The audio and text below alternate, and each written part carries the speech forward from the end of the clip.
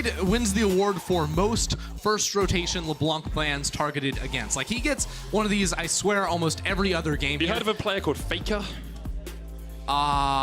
Rings a bell. Yeah, yep. he does tend to get LeBlanc banned against him quite often as well. In recent memory and in the LEC, though. I'll give you that. Yeah, I'll give you the fake one, though. That's a good shout here. Now, of course, as you mentioned, the Ornn getting removed here from Cabochard's pool. Also can see that flexed round 2. Another one I'm looking at, particularly in the hands of Arome, now that Ornn has been removed, is that GANGPLANK. He has been a huge fan of that champion for the global power, the scaling, and the ability for the Mad Lions to play opposite him on the map. He's not the type of guy that gets a whole lot of pressure or attention up in that top lane, so we'll very often see him on those self-sufficient picks.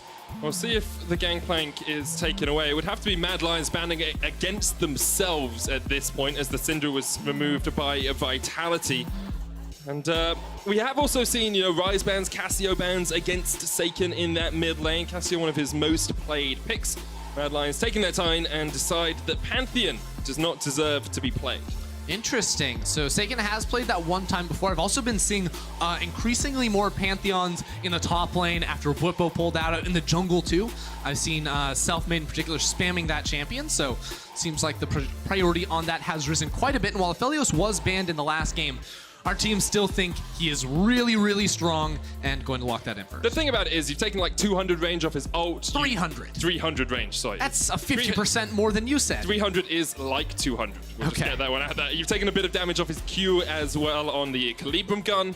Just makes it a little bit harder to get the auto attack resets off that. So it's a bit of damage reduction. It's not a huge amount. You still have a lot of utility in teamfights. You can still get that long range route. That's also just one of the guns medic too. He's got 4 more. He's got 4 more guns. You have to nerf them all. But MF will be the response. It's what we've seen, across the last few weeks. Misfortune, APHELIOS, and Senna were the biggest AD carries, and there is Shadow's Lee Sin. Locked in straight away. It's his 6th game on that champ. Yeah, he loves that one. Big time right there. Skeanz too, been a big fan of that, so I'm curious to see what he rocks into it. The Gragas could be something if he wants to go for an AP jungler to allow Saken to play a physical damage in the mid lane. Also has some nice interactions there on the body slam versus Lee Sin's Q. Instead, though, it will be another initiation jungler. So trying to start off fights from the jungle is Skeanz on this SEJUANI. And what you love to see next to SEJUANI, especially in the solo lanes, are melee champions to pair with it to stack the passive faster, help her out in both ganks to get those early fights, as well as later on in the team fights where she can stun just about anyone.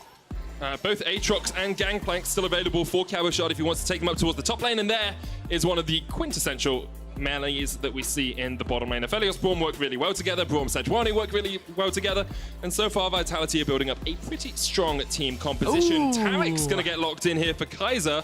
Now, we did see him play the Tarek Kalista last week in that win versus G2, and Tarek just does a lot to protect his AD carry. This draft has already taught us a lot about the Mad Lions, because you're wondering, is Kalista Tarek, one of those locked-in duos that you will only see one when it's paired with the other? Mad Lions and Kaiser in particular seem to think that the Tarek is very, very powerful, and I like the Tarek here, assuming that they're able to, go for, you could either go one of 2 ways, right? You can go for a heavy dive comp next to Lee Sin if you want champions to dive on in there and you're initiating it yourself, but you can also very easily go a kite back comp with this Misfortune. Just drop that R whenever SEJUANI enters into a fight. You already know there's not a whole lot of damage coming out of the jungle position, so it means that you're going to be able to get that ult off even with the delay, very likely. I'm gonna say you've missed one possibility here, Ender. I've been playing a lot of solo queue, and I've been carried a lot of times by Tarek Master Yi Funnel. No. Now, it's definitely not gonna happen, but it is a possibility whenever you see a Tarek getting locked in. It's not going to happen this game because, of course, we already have the Lee Sin in the jungle for Mad Lions. Kiana and Lucian banned away by them. Diana? That's the one. It's Kiana, How long have you been playing this game, man? About 7 years now, actually. Yeah, very long. Diana's been viable for 3 months, so there you go. That's true. Alongside that, the Vladimir taken away here. It looks like Mad Lions are going to turn to Azir for Humanoid. First time he's played that this split. One of 6 unique champions that have been brought out in the mid lane by the Mad Lions. All right, so you're asking the question, do they go in or do they go back? And it seems like they're going to be going back here with the Tariq Azir. Strong scaling pair right there. And now Vitality probably want to find some long-range answer. And that's going to be the Ziggs. Oh, I really like this. So Ziggs mid, APHELIOS down in the bottom lane. Now, Ziggs, for a lot of different reasons, I'm a big fan. One of which, and the biggest thing, specifically as a counter here into the Azir, is that Azir doesn't really lose many fights when you're both smacking each other in the face. But when you're able to outrange Azir, stay outside the range of those sand soldiers, you can get a lot of work done. And that's where the Ziggs is going to be big value for Vitality. And there's the Gangplank final pick for Vitality Cabochard. We'll take that up towards the top lane. So we have 2 melees to help out SEJUANI from the jungle. We'll see exactly what the answer to the Gangplank is gonna be. Orome has played Cho'Gath once before, but it's gonna be Zach in the top lane. Everyone's just looking at Bwippo being like, hey mate, what are you playing this week? What are you playing this week? Next week they bring it out. And Zach locked in for Orome up towards that top side. Yeah, I'll give you that one once we see another top laner play the Rengar in the top lane. But until then, I'll say that this is a trend that's starting to catch on. Of course, Bwippo starting that one off here in Europe with a fun performance on that champion. Now, right now, Mad Lions are kind of all over the place, right? You've got the dive, you've got the kite back, you've got a whole lot of different things. Vitality, on the other hand, are saying, we are going to try and beat you with range. The Gangplank ult, the Ziggs ult, a couple of globals or semi-globals right there, but also the initiation tools of APHELIOS with that, CC gun, the SEJUANI from long range too. You have a lot of really good options to take into the later fights. We'll see whether range wins or whether the dive plus kiting back composition wins. Mad Lions, of course, clear favorites. You can see Duke and Mac giving each other a hug on the stage. Worked so well together for Splice last year. Took Splice to the world stage and into the knockouts, where they did falter. But two sides of that previous duo facing up against each other this game. With Mad Lions currently sitting at 6-4, with Vitality currently sitting at 1-9. I think a lot of people believe that Vitality's playoff hopes are over, but they could change things around. We'll hear from Mac backstage right now. Thank you very much, gentlemen. Now, I'm curious, this composition that you put together, we're seeing the Zach back in the top lane, Tariq's back in the bot lane. Talk to me a little bit about what you're trying to do with this draft. Basically, their comp is kind of short range because they have APHELIOS as an ADC who tends to want to fight quite close up and like shred people. And they also have SEJUANI who wants to come into us. So we feel like if we just, and BRAUM as well. So if you pick Tariq and Azir and kite back, then they can't really do that much. And also you have Zach who's really strong with Tariq. Like you can like jump in with Zach and the stuff. mile-long engage. Yeah, I mean, exactly. Sounds like a sound plan. We'll see how it works out on stage. Back to you guys at the desk. Well, Vitality setting up towards the top lane here. Rome, I think, spotted out Cabochard. Yeah, he's going to step forward. Rome should be able to just walk his way out of this one. Cabo will be looking for a parlay. But before we really get on into the action, there is something we have to do. And congratulations, Vitality. You won a game. Congratulations, guys. Took you 5 weeks to do it, but in the end, you got one. Can they make it 2? We'll see if he can make it 2. That's the question. And one of the big things for them last week was they didn't always play around top lane, which is something they had done in previous weeks. Cabochard wasn't the key focus of the composition. It was more about playing down towards the bottom lane for comp. And honestly, it seems like they're going to continue sort of putting Cabochard more on an island here, right? On the GP pick, not necessarily the champion you look to play through in the early games. So Vitality definitely realizing that if more resources go into players like comp, it could be a very good thing for the squad. Now, we heard Mac talking about, in draft, you're focused a lot on the range of these two compositions, and we said Vitality, they have a whole lot of range, and that's range to initiate fights primarily. That's a very important clarifier, as well as poke with this Ziggs. But as he was sort of saying, I think it is fair to address that within a fight, if you're, within the range of those Azir Sand Soldiers, Karzi's ultimate too, able to cover a lot of distance. There's so much zone control on this Mad Lions team, as well as that Zach jumping in as a huge disruptor into the backline, that the fights could be rather difficult for Vitality to navigate. And those big team fights are probably a little while away. Both junglers starting down towards the bottom side of the map on red and blue respectively. And Skeanz will go Crux, clear that out, and then go up towards top. SEJUANI is okay at ganking pre-6, but of course having that Glacial Prism, having that ultimate really does give you a lot more gank potential. You can layer the CC pretty effectively. Yep, and usually you don't want to match up in those 2v2s. That's where SEJUANI can have a little bit of trouble, especially now that her passive can, break whenever she's doing these jungle camps too, so won't have that immediate resistances that she would have on previous patches. So we'll have to be mindful of this Lee Sin. Now, because both junglers are ending up towards the top side of the map, like, we almost expect to see a little bit of action up here, especially with Cabochard trading very aggressively right here, using Qs on towards Aromi to try and chunk him out early in this lane. So Skeanz is probably going to want to be around this lane in case Shadow looks for a gank once he finishes this full clear. You can see Aromi is actually going the Door and Shield in the lane, knowing that he's going to be harassed down, knowing that the passive from GANGPLANK and the parlays from GANGPLANK are just going to keep chunking him out. Running the Conqueror on the Zac top, which is what we've tended to see across the last few weeks as well. Doesn't give you too much sustain in the sort of the general laning phase, but when you can get into fights, get the Conqueror proccing, of course you get all of that healing back. Yeah, it does also mean because you're in the precision tree, you get Triumph, which is big value, as well as Legend Tenacity from that second row. So definitely good value for him to be in that tree in general. And actually, Precision is a surprisingly good tree for tanks because of the CC reduction, as well as Triumph scaling off your max HP, which, let's be real here, Zac's going to build a whole lot of. Expect to see him going up towards that Sunfire Cape, getting the improved Immolate passive down as much as he can. We did see the Scuttle Crab going across towards Shadow on the top side river. Saken doesn't really have the pushing potential that you'd want early on because you run out of mana pretty quickly on the Ziggs if you're using all of your skills to push in the wave, as Humanoid was able to gain control of the lane position. Shadow is up towards the top side. There's a ward down here for Cabochard. He'll spot out that the enemy jungler's on his way. Trying to trade here with Arome. Arome flashes in. The stretching strike comes down, but Arome's still alive. Cabochard trying to get out. Shadow's on the chase. Skeanz on his way up as well. Shadow jumps in, misses the Sonic Wave. Cabo with the fancy feet just sidesteps out of it, and Skeanz, well, you're a little bit late to the party, but Cabochard is already dancing. Yeah, Cabochard just absolutely schooled these two kids as they ran up into the top lane. It wasn't necessarily a 1v2, it was a 1v1 against Arome, followed up by another 1v1. Check this out.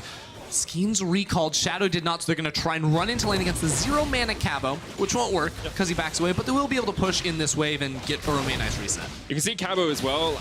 Watch for how often he tries to step on the blobs from the passive of Zac, because if you can mitigate some of that extra healing that Zac gets in lane, you can really keep him low and make it very difficult for him to go for the engages. So. Yeah, and even if you don't actually, you know, splat those, even if like both top laners are running towards them, right, you're going to be able to auto attack and proc those passives and get the damage down in turn. Never heard someone call it splatting before. Yeah, you splat I actually the really blobs. like it, yeah. That's like the most accurate you can get. You splat the flubber if you can. But Cabochard forced underneath the tower by Arome and Shadow. He's still ahead in CS, about 15 up. Bot lane is pretty even, but Skeanz is on his way down here. Kazi and Kaiser have just reset, so they'll be back down. Of course, with MF, you get back down into the lane just that little bit quicker because of the strut passive. It means that some of these recalls, you don't actually lose too much of the CS in the lane. Yeah, Comp did go for those tier 2 boots, so this time, for now, until Karzi's able to respond against him, we'll be able to get back into lane pretty quickly. Looks like the wave should push in towards the side of Vitality, and this is the positioning you want for the 2 versus 2, knowing that right now SEJUANI is on the bot side of the map, but she is going to be exiting very soon. So they don't want to be overextended, they don't want to be vulnerable in any way. They want to keep the wave back here nicely, and then the next time Skeanz returns towards this bottom lane, that's where Vitality can look for a play, because you notice Cabochard, while he just teleported into the top lane, he has the ultimate ready. Ziggs level 6-2 has the ultimate ready, so there's a whole lot of just sort of like artillery damage that can come in from afar once Skeanz is also level 6 with the initiation tools to find a fight. The Shadow's going to start up the Infernal. Humanoid has pushed in the mid lane. This should be a pretty easy take for Mad Lions. Skeanz, as you said, already passed up towards the top side of the map. No jungler here to threaten. No Rift Herald on the map either for Vitality to answer with. But Mad Lions strike first and get themselves the Infernal Dragon. Good play out of them, playing around the side of the map that has a much better shot, has that push, as opposed to putting more resources and sinking that into Arome in the top lane. This is the same story we saw from that Buko game of Zac top. He is getting beaten early on inside the laning phase, falling down quite a lot in terms of CS, but the build more than likely is going to be Sunfire Cape into a Thornmail, so eventually he should be a pretty immovable object in a side lane, but definitely going to be outpaced in terms of the scaling in damage and itemization against this Gangplank? Gangplank? Yeah. Wow. The champion. Sometimes. I want to say against this Cabochard, I'm like, that's not right. Oh, but you were close enough. You were close enough. I do want to talk a little bit about Mad falling behind, Arome falling behind in the early game, because it is something they've consistently done. They're actually 10th in our league for gold difference at 15. They fall behind in kills, and they fall behind in deaths. They tend to die a lot before the 15-minute mark. Of course, yet to die here, but you can see Skeanz already looking up towards the top lane to see if they can catch out Arome. Yeah, one of the culprits of those weak stats early on is Arome in the top lane, gets bullied a ton, and you can see Shadow is nowhere to be found. So now that Saken is walking on up here, he's going to have to sacrifice this entire wave. No, he's if not. he sticks around, he might just die. He's still there. He's still there. Skeanz now catching the wave, keeping Arome in place. Arome jumps forward, only lands the elastic slingshot on one, but no one's tanking the tower yet. Cabo gets it in the end. Here comes Saken. They're looking for the damage. Mega Inferno Bomb connects, and now the blobs come out. Cabochard and Saken should be able to clean this up pretty easily. Of course, you put the barrel in the middle, you shoot it with the gun, and you take the kill. Shadow, though, kicks him in, kicks him back, and gets one in return. Shadow started recalling immediately when they saw the rotation coming up towards the top side, and Arome stalled out long enough that Shadow could come around and respond with a kill in that lane too. So this is actually a positive play for Mad Lions, I feel, right? You're able to get into the top lane with Shadow, pick up the kill. And no, it wasn't first blood, so you lose gold there, but he finds the whole top wave. Humanoid full pushes in mid, gets a tower plate, pulls the TP out of Saken. A lot of good things happened for Mad because Shadow was able to react. I'll have another look at this dive. As you said, Arome just should have left earlier on. Yeah, I was surprised to see at the start here Saken not try to interrupt Arome's E with his own Q, because SEJUANI will take priority and knock him out of that jump forward. You also have the missed Q from Saken against the stunned target. It's not the cleanest dive overall, but once the blobs go down, as you said, sets it up for the beautiful 3-hit. And then Shadow, boop-de-boop, finds the kill. Well played by Shadow. He said his Lee Sin is something to be feared, and he's showing that he can catch you out if you're mispositioned. Comp and Steeelback rotated up towards this top lane as expected at the 8-minute mark. And now Mad Lions are starting up the Rift Herald. Yeah, Shadow never reset though, so he doesn't have a flash, doesn't have an ultimate, doesn't have a warrior enchant either. Right now, Skeanz, who has the Cinderhulk, is trying to run up here as fast as he possibly can. Because with that threat of the Cannon Barrage too, I think Vitality would be good to look for a fight here. I agree with you there. Glacial Prison on its way back up. Shadow, though, is going to start it up. Humanoid once again gets Prio and then helps out his jungler. He's done this a few times already this game. Saken still only sitting on the Lost Chapter. Doesn't really have the wave play that he'd like.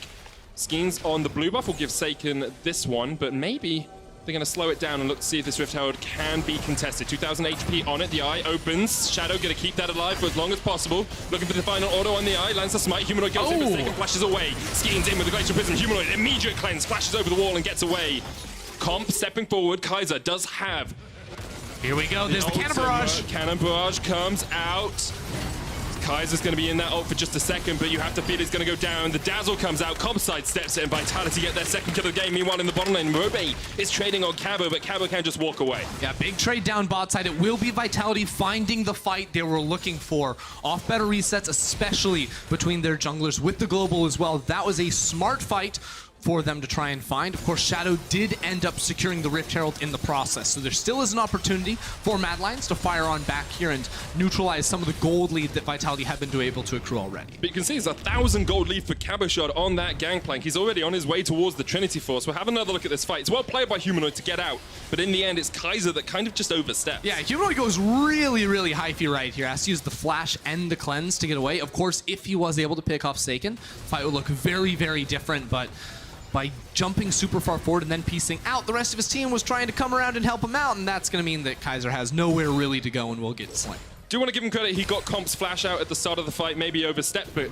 getting those summoners out of an APHELIOS, who is very low mobility generally, is good. Mad Lions a little bit quick on this Rift Herald, in my opinion. You want to get it down after you've already taken a couple of plates, because it does true damage. It ignores all of the extra resistances that towers get when you take a plate. They do still get it, and it means that Vitality weren't there in time to react. Yeah, and I think in their defense, Vitality were all rotating up, so if they had waited longer, they probably couldn't have even placed it themselves. They went for the early attempt to try and get that free money, but I agree, in an isolated situation when you can wait the longer time, that is going to be the biggest bang for your buck. It's like, actual gold is better than hypothetical gold. That's true, because you could wait 2 minutes, and then tower plates fall, and then you're really set. That is true, but you couldn't because Rift Herald expires. Well, then you'd be really sad.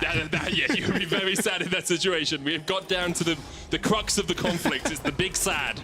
that Mad Lions would have had if that had happened. Vitality now, 3-man stack up towards this top line. Humanoid and Shadow playing down towards bot. Yeah, they're trying to run down here. Carzy has no mana, so the fight must be bot side for them. Cabochard has the flash, but no ultimate to kite away, and Humanoid has an R of his own. Cabo flashes it, Oh, he but got still him! gets pulled back. Cabo right on the tip of it, you have to feel. Shadow gets the kill, and Vitality will just take plates in the top lane to try and answer. And Humanoid makes Cabochard so sad right there. Yep. Used the flash and still could not escape. So absolutely punished on the champion who has been dominating in that 1v1 so far. That's the goal that Arome is going to like to try and make up some of that disadvantage, but also Mad Lions, they want to put as much as they possibly can onto Humanoid in this game. They went for that early Azir pick, or that 4th pick Azir, you know, didn't necessarily save the blind for him in this matchup, but said, we want consistency out of you, and so far it's been a solid performance from him. Yep, yet to die this game. Has that assist, of course, from the last fight and has been scaling up relatively well. There's still a 2,000 gold lead for Vitality, but you can see Cabo knows he can take a pure 1v1, but the rest of Mad are on their way. Yeah, Mad Lions sprinting on down here towards the bottom lane. We'll see the flash one more time, because I believe Cabochard, does he stall out? Oh, so he stalls out to hit the barrel. Maybe didn't need to do that. Wasn't able to get that extra distance that would have cleared him, because that was a very close call right there. I think he was just on the edge Soldiers. of it. Of course, they spawn behind where Azir is and then push through him, which is why he did get caught there. But it was definitely very, very close. Trinity Force now finished on Cabochard. That means he's going to continue to harass Arome down in the lane. Makes it even stronger with those extra procs from the Sheen. And you can see Arome just running away. He realizes he can't have any of this action. Yeah, this is a good move from Vitality. Even though they were unsuccessful in the last play, right, Cabochard did die in the side lane, they were able to pick up that top lane tower. So they're doing a good job of trying to remove towers, while Mad Lions are just going around and picking up CS in side lanes at the moment. Okay, you know, a warning shot there in the mid lane. We're just going to go ahead and reset off that, you know, wash our eyes out, pretend we didn't see that one, but should be able to get full control of that river and knock down that bot lane tower anyways. That's where the question mark pings would come out in an all game. It's like, okay, that's fine. Just to move us right along, yeah. You know? Don't have to sit on that one. He's trying his best. Something we haven't talked about, of course, is the turret-taking power of Ziggs. Satchel Charge can chunk him out from about half HP. You can see Humanoid trying to answer with one of his own in the top lane, but Mad will be a turret down and about 2,000 gold behind at the 50 or 14.5 minute mark, and Saken with that short fuse passive as well. We'll shred through these turrets pretty quickly. You can see Cabochard's actually gone Demolish. He's going to chunk it out. Arome trying to jump forward, but yeah, I'm not sure you want to be part of this action. Carzy and Kaiser are on their way, though, and the Cosmic Radiance is available. Shadow jumping in, flashes forward, but he loses vision. He lost vision on Saken, and because of it, he pays for with his life. Cosmic Radiance comes down, and Kaiser trying to get away. The Glacial Fissure will lock him up. There's the concussive blows as well. Great stuff from Vitality. Shadow outplayed himself. He was boxing with shadows as the fog of war came to Saken's aid. Yeah, Shadow had to stick around for a little bit too long there and got splatted. We're going to use that one more time. Kaiser, too, overextending, trying to save his jungler, but not able to survive in the end. Now, all the while, Humanoid was pushing in this top lane and neutralized that turret advantage that Vitality had that we were talking about a little while ago. So he's still continuing to pile up on that gold. But looking at this fight one more time, it is sort of a disjointed effort from Mad Lions. Arome goes in, of course, before his jungler can get there, just trying to buy time. But now that he's chunked, he wants to leave the fight. You see this play from Shadow one more time. Flashes out of the bush, loses vision. I bet he didn't know that worked like that, and that's going to end up costing him his life there as Saken gets a little bit extra damage out. And Kaiser with this ultimate too is a bit unfortunate. He couldn't have really timed it better, but he ulted before comp was even there. So he wasn't really blocking any damage, just got CC'd until the APHELIOS could roll on up and find the kill. And the thing about that is, as well, is even with the Cosmic Radiance, you don't block CC, you just block damage, right? So Carzy can't just stand there and rattle off a bullet time, because immediately he just gets stunned. He has to try and retreat, get back behind the tower, and then try and get that ultimate off. Now, 16 minutes into the game, it's about 1,700 gold difference between the two teams. Mad have been able to claw a little bit of that back, but Cabochard is on his way down towards this middle lane as Skeanz steps forward, dodges out from the dazzle, but Shadow is on the chase. We'll see now. Vitality with a lot of wave clear. It's going to be hard for Mad to push too far as the Rift Herald has spawned. Mad are on their way up towards it. Kaiser doesn't have the ult, nor does Carzy. What flashes have we got up? Carzy lacking his, Shadow lacking his. Only Steeelback and Cabo without theirs on the side of Vitality.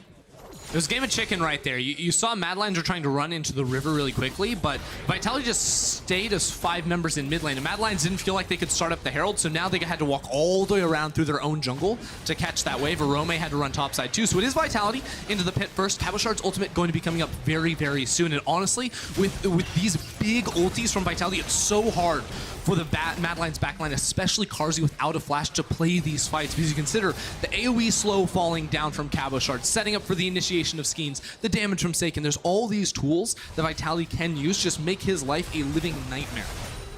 But you can see with the Cloud Drake coming up soon, Vitality were a bit tentative of taking that fight. Of course, if Mad get this Cloud Drake, they're on Soul Point. Extra cooldown reduction on those ultimates will be very helpful for them, especially the Cosmic Radiance. So powerful when you can get it up.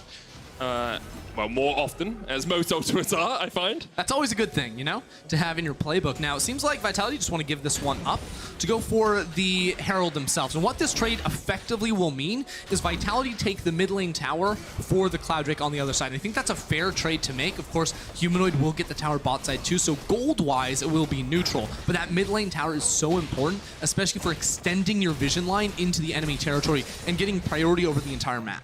Humanoid has been just continually pushing in a side lane. Shadow will secure the dragon by himself. Mad were able to send 2 players mid to defend the turret, so it hasn't fallen as of yet. But as you say, with the Rift turret, it should be a lot easier for Vitality to get it. Mad Lions coming back into this game. We said that early games tend to be a little bit, well, bad.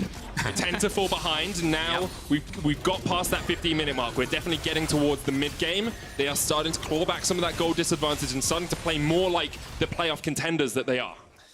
Certainly are, you know, at that soul point now, and Humanoid just finishing off the Banshee's Veil. So, like, itemization-wise, things are going well for this team. We've sort of talked about scaling a lot in this match, and while Vitality have a lot of these great tools to start off a team fight, you can never really count out an Azir.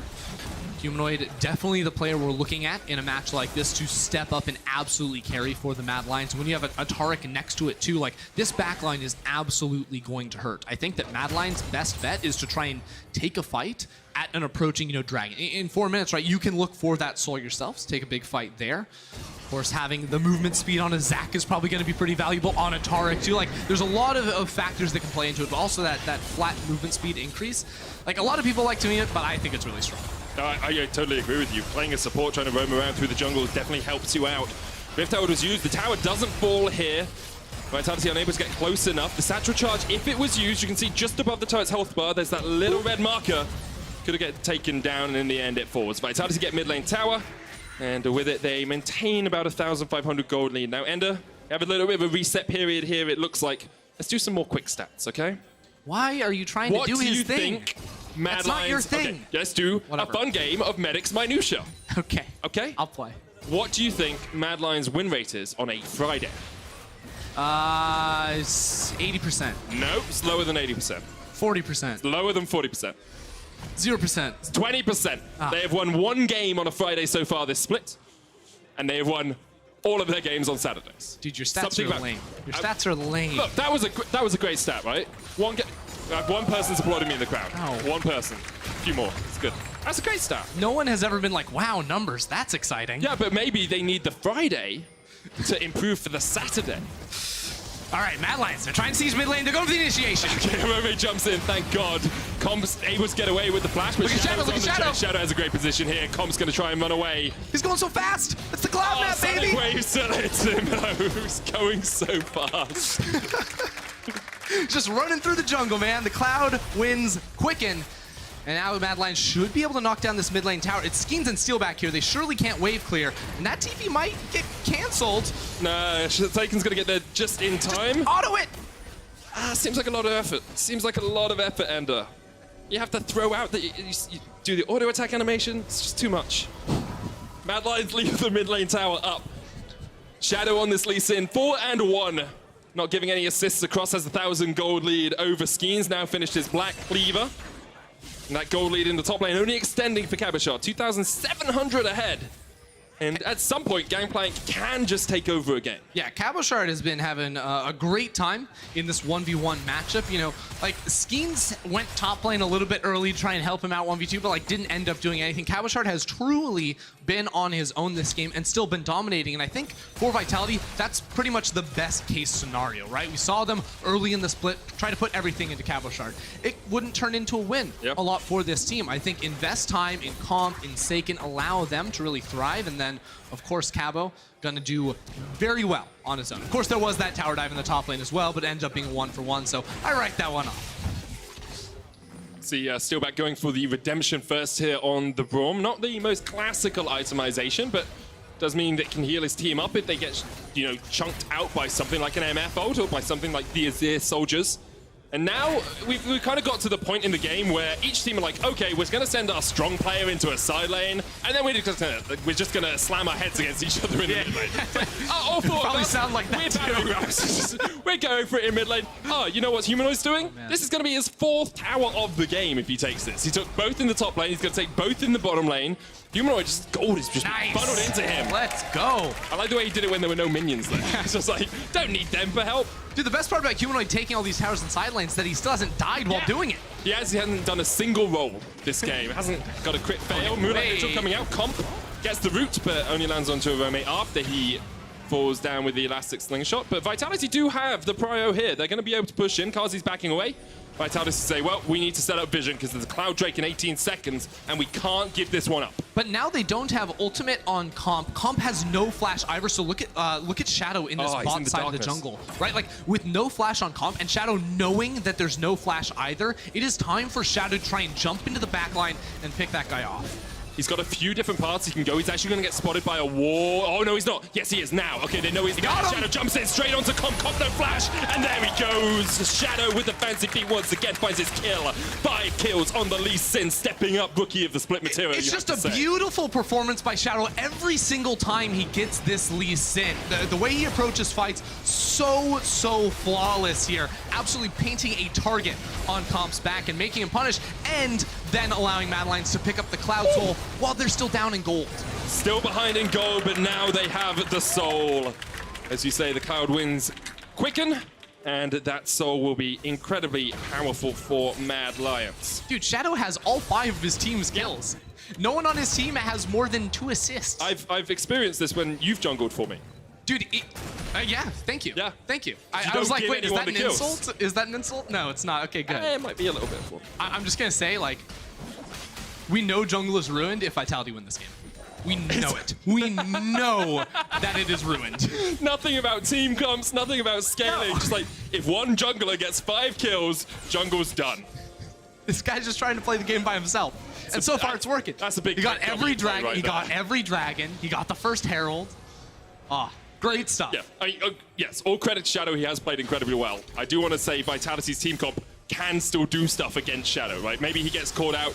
You know, Humanoid can still be taken down, although he's almost on his way towards the Rabadons. We'll see exactly how. I've accidentally drawn on the screen. Oh, you did it again. Okay, there we are. Fixed it. The mystery of the appearing circles. Yes, because I leaned forward and accidentally press it. Okay, so now Vitality have some vision control around the Baron. You can see Mad Lion's going to try and clear it out. Shadow with the control ward will just clear out 1, but the poke will be real from Saken.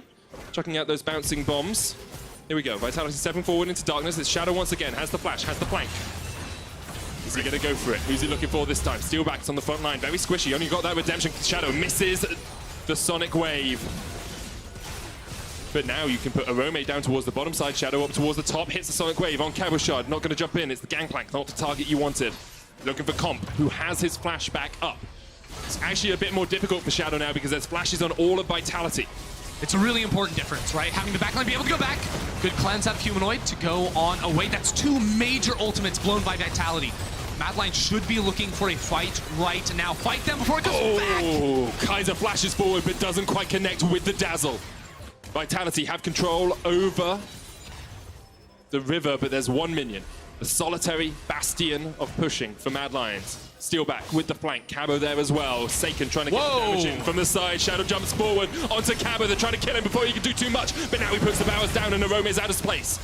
Humanoid getting the soldiers in from the side. But now Mad Lions, they have a wave in mid lane, so they're going to be able to run it straight on through. They have an Azir tower as well.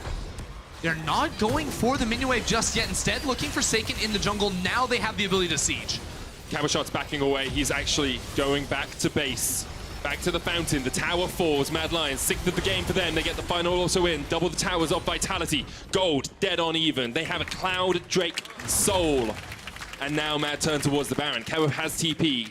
Cannon Barrage, still a quarter of its cooldown left. Skeanz doesn't have the Glacial Prism. Vitality going to have to step into darkness to go for this. Yeah, Mad Lions just starting this one up. Still no ultimate on Cabo or Skeanz. They're going to look to turn. Humanoid goes in straight onto Steeelback. He pops the stopwatch, but is that too little too late? Steeelback flashes away. Sonic Wave doesn't connect. There's the bullet time. Saken chunked out as well, down to half HP, but the Baron's now resetting, and Cabochard is on the chase. Comp with the Moonlight Vigil only hits it on one.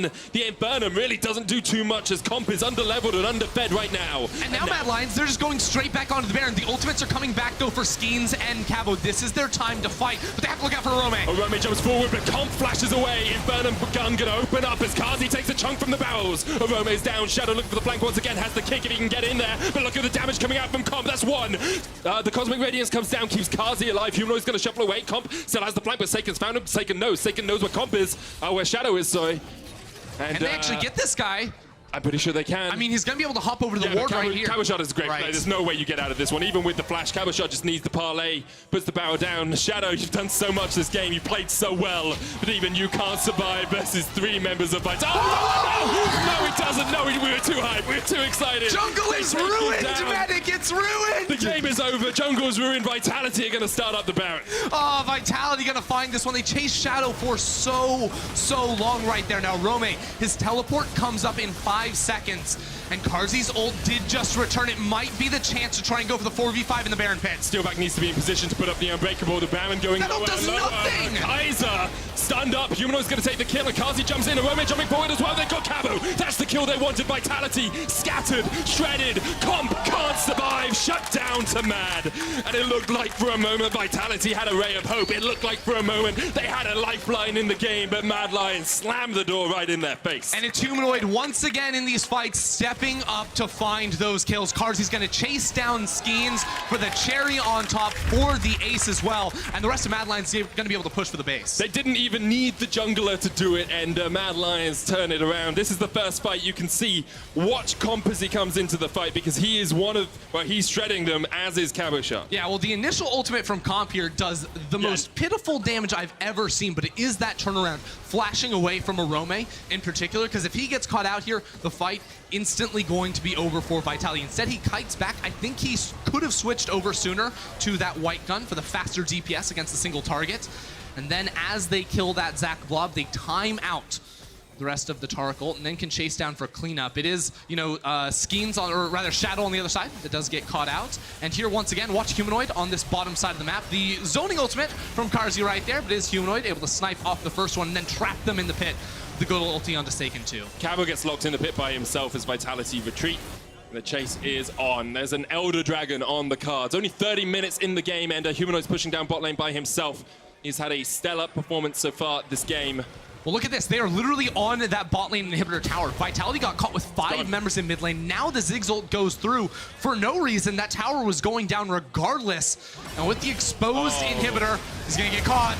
Oh, Steeelback gets caught. Half HP, and now the Elder Dragon too easy for Mad to take.